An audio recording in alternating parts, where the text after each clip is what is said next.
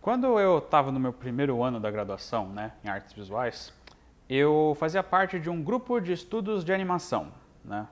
Nesse grupo, eu e mais alguns outros colegas, a gente fazia encontros, compartilhava estudos e conhecimentos novos, referências, alguns exercícios de animação. E, bom, ele não acabou durando muito tempo, mas eu lembro que uma das melhores coisas que eu passei, né, fazendo esse grupo, foi quando eu entrei em contato com um programa chamado GIMP pela primeira vez. Ele é essencialmente uma alternativa gratuita ao Photoshop, né? E, nossa, para quem ao longo da adolescência, né, no ensino médio, quis tanto aprender sobre arte digital, um programa desses era, tipo, uma das melhores coisas que eu poderia ter pedido, assim. Não era o Photoshop, mas, assim, tipo, tinha todas as funcionalidades. E especialmente porque eu queria aprender a desenhar usando mesas digitalizadoras, né, as tablets. E não é que o IA também tem mesas digitalizadoras? Claro, foi só depois de um tempo que eu percebi, né, que tipo, desenhar no papel e desenhar numa tablet são duas coisas completamente diferentes. Especialmente por causa de uma coisa, que se chamam as camadas. Você não consegue fazer nada de desenho digital ou a pintura digital ou qualquer coisa que envolva imagens digitais sem você entender o conceito das camadas, né? E aí depois de um tempo, né, eu basicamente fui aprendendo até que eu consegui dominar, mas demorou um tempão para eu conseguir entender isso. Aí, no meu quarto ano de graduação, né, eu já estava monitorando aulas de mídia, né, para outros alunos, né, ajudando eles a entenderem, né, o que é arte digital, como usar os programas, etc. Eu achava que ninguém sabia o que camadas eram, né, como eu. Eu achava que o processo de aprendizado que eu passei tinha que ser, todo mundo tinha que passar. E aí depois eu sempre perguntava, o que são as camadas, né? Tipo, alguém sabe o que são camadas, né? Aí eu explicava do zero para todo mundo. Até que chegou um dia que, tipo, eu perguntei para a sala, né, de uma turma do primeiro ano que eu estava ajudando. Alguém aqui não sabe o que camadas são? E praticamente todo mundo falou, não, a gente já sabe o que é. Ai. Foi aí que eu percebi que eu tô ficando velho.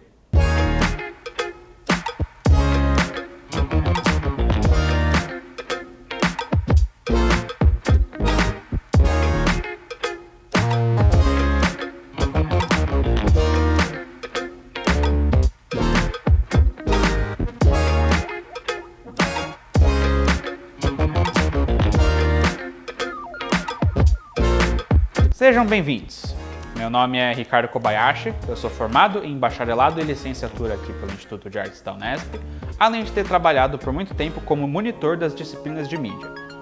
Nessa série de vídeos, eu vou falar um pouco sobre como funcionam as disciplinas de mídia do curso de artes visuais aqui do IA, para que vocês, que ainda estão querendo prestar vestibular ou que já passaram no vestibular e ainda não sabem o que o IA realmente faz, né, em relação às aulas e matérias, para que vocês possam tomar uma decisão mais informada e que possam ter um aproveitamento melhor aqui dentro da faculdade. Nesse episódio, eu vou falar um pouco com vocês sobre a disciplina de Mídia 1, também conhecida como computação bidimensional. Uma coisa que eu queria deixar bem claro, né, antes da gente prosseguir, é que apesar dessa aula se chamar Mídia 1 e ela ser literalmente uma das primeiras matérias que você tem quando você está no seu primeiro ano de graduação, isso não significa que você precisa completar o resto das mídias que vem depois em ordem crescente, né, em ordem numérica.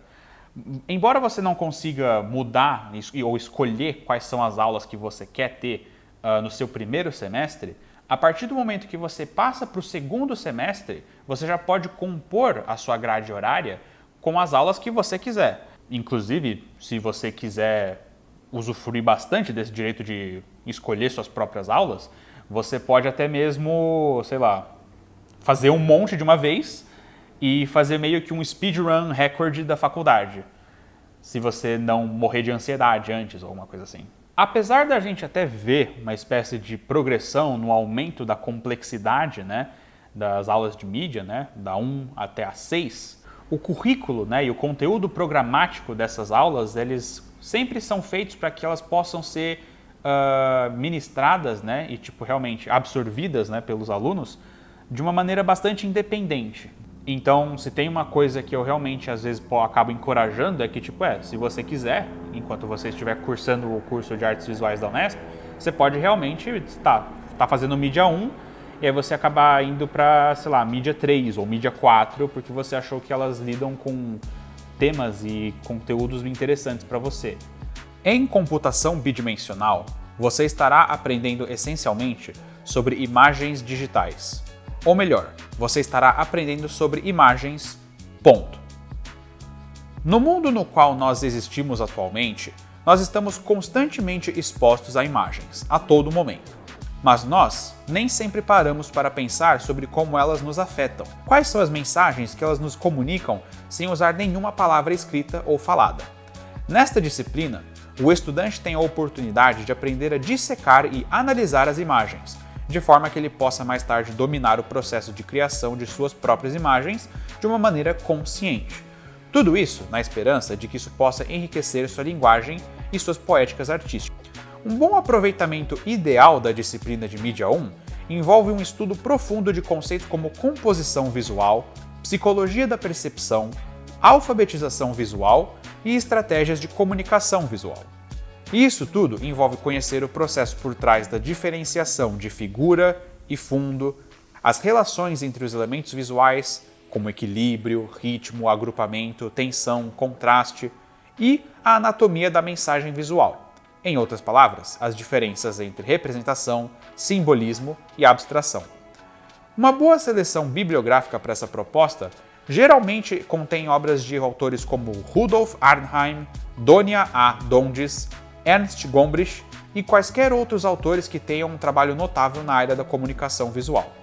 Pode-se dizer que a disciplina de Mídia 1 é quase como uma aula de introdução ao design gráfico, porém mais voltada para artistas. Um dos principais conceitos que serão de extrema importância não só nessa disciplina, mas na jornada de qualquer artista em formação, é exprimida em uma única palavra: Gestalt. Gestalt é uma palavra de origem germânica que pode ser traduzida como configuração, forma ou figura. A teoria associada a este termo foi desenvolvida por um psicólogo chamado Max Wertheimer em 1910. Este princípio essencialmente afirma que um objeto inteiro é percebido e compreendido de maneira diferente do que apenas como a soma das partes que o compõem. Tudo à nossa volta, objetos, imagens, até pessoas, são mais do que apenas as somas dos seus componentes. Por exemplo, se eu disser agora a palavra mesa, a imagem que vai vir na cabeça da imensa maioria de vocês assistindo esse vídeo não será a de uma tábua ou superfície plana sustentada por 4 pernas, e sim de uma mesa montada, possivelmente com algum tipo de decoração, pratos cheios de comida ou materiais de escritório ou desenho. Enumerar os elementos que constituem uma mesa não é o suficiente para dizer o que uma mesa é de fato. E isso se aplica às imagens e os elementos que as compõem. Uma imagem pode ser composta de linhas, pontos, formas, gradientes, manchas, texturas, textos e até mesmo outras imagens. É a junção de todos esses elementos que culminam na existência da imagem final, mas a imagem final em si possui seu próprio conjunto de qualidades e aspectos. O propósito de saber usar a Gestalt na arte é justamente descobrir e estudar as relações entre os elementos componentes dos diferentes tipos de imagem, assim como seus contextos individuais. Sabendo que cada componente visual tem, ou não, um papel a desempenhar na composição final de uma imagem, o artista se torna mais perceptivo e, portanto, consciente das imagens que lhe são apresentadas. Na prática, o artista passa a encarar sua própria obra não só como um desenho ou pintura ou foto que é bonita só porque atende a um critério estético específico ou comunica explicitamente essa ou aquela mensagem, mas como um conjunto de peças cuidadosamente selecionadas e condicionadas para funcionarem como um todo, uma totalidade que é definida pela poética do próprio artista. Por exemplo, mãos são difíceis de desenhar, né? As inteligências artificiais estão aí para provar. Mãos são difíceis de desenhar porque elas são objetos multiarticulados e extremamente tridimensionais. Cada pose e cada ângulo de visão de uma mão humana parecem errados quando analisados de maneira individual, mas quando inseridos no contexto total de uma imagem ou de uma ilustração, até mesmo uma mão estranha pode fazer sentido. Se o processo de composição de uma imagem nos faz nos preocuparmos com os detalhes, é a Gestalt, o princípio, que faz com que a gente se afaste e veja se a imagem completa funciona. Estudar conceitos de linguagem visual e design sem usar programas como Photoshop ou Illustrator ou qualquer outra solução gratuita e de código aberto que exista por aí é no mínimo difícil. Claro, em relação aos programas em si, você não precisa se preocupar se você for um aluno da Unesp. Pelo menos no momento da gravação desse vídeo, a Unesp está contando com uma parceria com a Adobe. Desde que você tenha o seu e-mail institucional regularizado, você pode acessar os computadores aqui do IA para poder utilizar todos os programas da Creative Cloud. E, bom, desde que seja aqui dentro da universidade, porque você não vai conseguir, por exemplo, usar na sua própria casa. E caso você não tenha muita afinidade com os programas da Adobe, você ainda pode utilizar vários outros programas gratuitos que existem por aí, como GIMP, Inkscape, também existe o Medbang, o Krita. Portanto, se você não tem problema em aprender sozinho sobre esses programas, você com certeza vai ter ótimas oportunidades para desenvolver coisas bem legais aqui. Pode até parecer absurdo, mas ainda é perfeitamente possível de se aprender sobre os fundamentos dessa disciplina sem o uso de computadores. Eu não sou um pintor de pontos, eu sou um pintor de retículas. Quando se diz vermelho, quando se diz verde, não se diz quadrado, não se diz maçã e não se diz grama ou árvore. Diz-se vermelho ou verde. Quer dizer, teoricamente, a cor não está obrigatoriamente dentro de uma forma. Exatamente como o meu meio técnico da retícula, da estrutura, eu antevi as possibilidades de libertar a cor das fronteiras obrigatórias da forma. Mas a imagem visual no século XXI é a imagem digital. Portanto, saber como os dispositivos que criam essas imagens funcionam é tão importante quanto saber como um ampliador fotográfico ou um torno de ateliê de cerâmica funcionam. É um conhecimento valioso para qualquer artista saber a diferença entre bitmap e vetor, qual formato de imagem saber usar para cada projeto, um funcionamento de uma câmera digital, etc. A sorte é que, graças aos aplicativos de dispositivos móveis, o número de pessoas jovens com experiência manipulando desenhos, fotos e vídeos no celular só aumenta. Portanto, a tendência, em vez de ser sobre saber o que determinado programa faz, é de ser mais sobre como se adaptar às diferenças de vocabulário e interface entre esses diferentes programas. Porém, se tem uma coisa que, na minha opinião, os programas de computador sobre imagem digital fazem melhor do que ninguém, é um estudo muito importante que é o das camadas. Como eu disse lá no começo do vídeo, é muito difícil manipular imagens digitais sem uma compreensão básica de camadas. E embora realmente esse conhecimento seja cada vez mais comum do que há 10 anos atrás, por exemplo, eu acho que vale a pena usar o espaço desse vídeo para explicar o conceito por trás dessa funcionalidade que a gente encontra em vários programas. Resumidamente, camadas são objetos virtuais que permitem que você edite uma imagem digital de uma forma não destrutiva. Em um programa como o Microsoft Paint, que não possui a funcionalidade de camadas, por enquanto, cada linha ou mancha colorida que você faz no seu desenho é uma alteração fixa. Você pode desenhar, pintar, recortar e tudo mais. Mas tudo o que você faz na imagem é feito de forma destrutiva, de forma que a imagem final que você criar só vai ser definida pela última alteração que você fez. O Paint funciona de uma maneira muito parecida com uma mídia analógica, como um pedaço de papel ou uma tela de pintura. Por mais que você faça um desenho ou pintura mega sofisticado, se você acidentalmente riscar uma linha ou fazer uma mancha errada por cima da pintura pronta, no momento que o arquivo for salvo no computador, você pode dizer adeus à pintura. Não há como recuperar o trabalho antes do acidente. Claro, você sempre pode dar o famoso Ctrl Z, mas e se você não quiser correr esse risco? As camadas servem para que você não tenha que passar por esse tipo de problema. Quando você abre uma imagem em um programa como Photoshop ou GIMP, ou até mesmo faz uma pintura ou desenho mega sofisticado da mesma forma que você faria no Paint, você tem a possibilidade de adicionar camadas transparentes.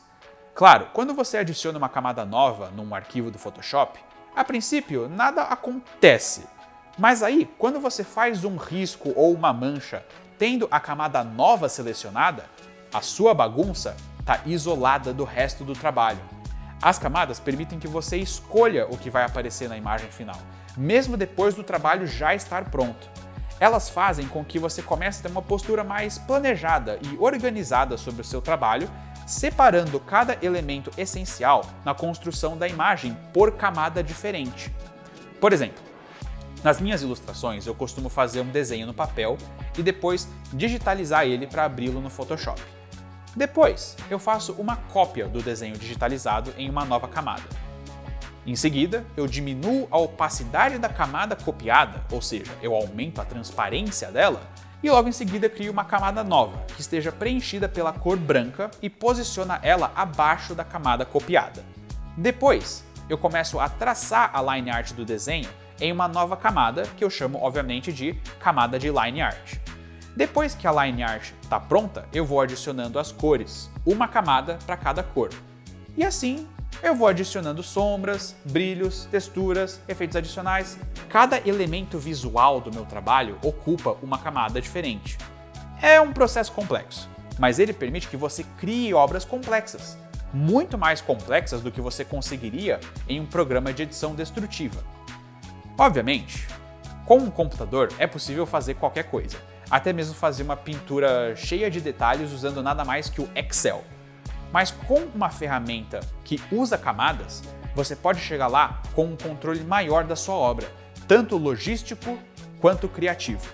Mas não se engane, todo artista digital pelo menos faz um deslize ou outro quando está trabalhando com camadas. Eu mesmo já, fiquei fazendo inúmeros detalhes e trabalhos de uma ilustração mega complexa que eu estava fazendo, só para depois descobrir que eu fiz tudo na camada errada. Eu tive que desfazer tudo e depois voltar para poder fazer na camada correta. Claro, isso tudo que eu falei é apenas uma grande aproximação da aula de verdade que você pode acabar tendo aqui no Instituto de Artes da Unesp. Mas existe uma chance grande de que na aula de mídia 1 você acabe trabalhando bastante com a confecção de cartazes ou pôsteres, também trabalhar bastante com autorretrato, ou muitas vezes também uma coisa relacionada a concept art também, né? Isso costuma acontecer bastante também. E também, é claro, a apresentação de um portfólio contendo todos os experimentos e testes e trabalhos anteriores que você acabou fazendo.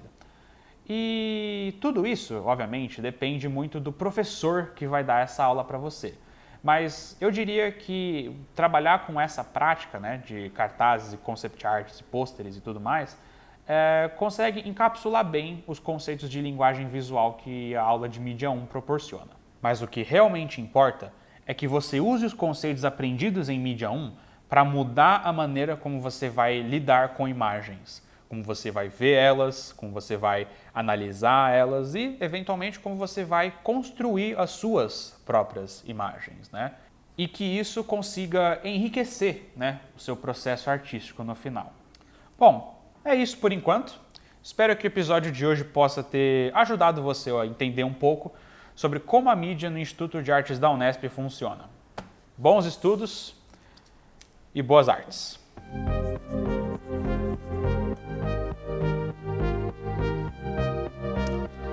Isso não está conectado num computador.